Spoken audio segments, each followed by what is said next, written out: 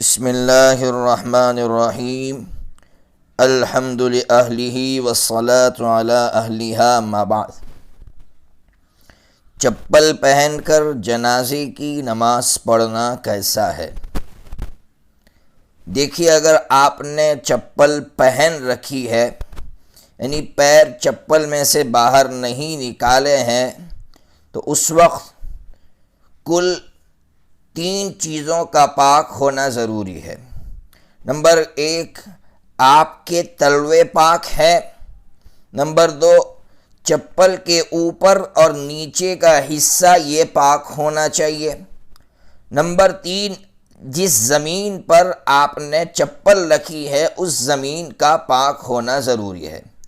زمین کے پاک ہونے کا مطلب صرف دیکھ لینا چاہیے کہ کوئی ناپاکی نظر آ رہی ہے یا نہیں آ رہی ہے۔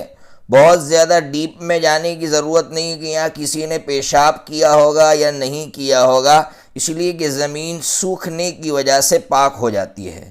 تو بہرحال صرف یہ دیکھنا ہے کہ آپ کا تلوا، چپل کے اوپر اور نیچے کا حصہ اور جس زمین پر آپ نے چپل رکھی ہے وہ پاک ہے، تو چپل پہن کر نماز پڑھ سکتے ہیں۔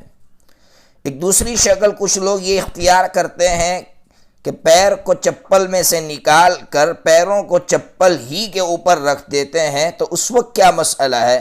اس وقت مسئلہ یہ ہے کہ آپ کا تلوا پاک ہونا چاہیے اور چپل کے اوپر کا حصہ، یعنی جو حصہ تلوے سے لگا ہوا ہے بس وہ پاک ہونا چاہیے۔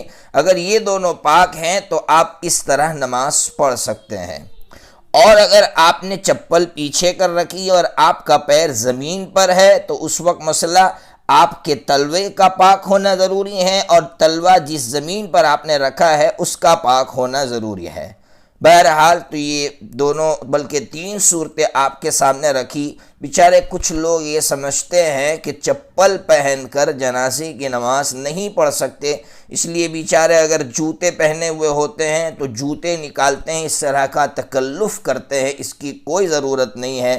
اللہ تبارک و تعالی ہمیں جو دین آسان ہمیں عطا فرمایا ہے، اللہ اسی کی قدر کرنے کی توفیق عطا فرمائے۔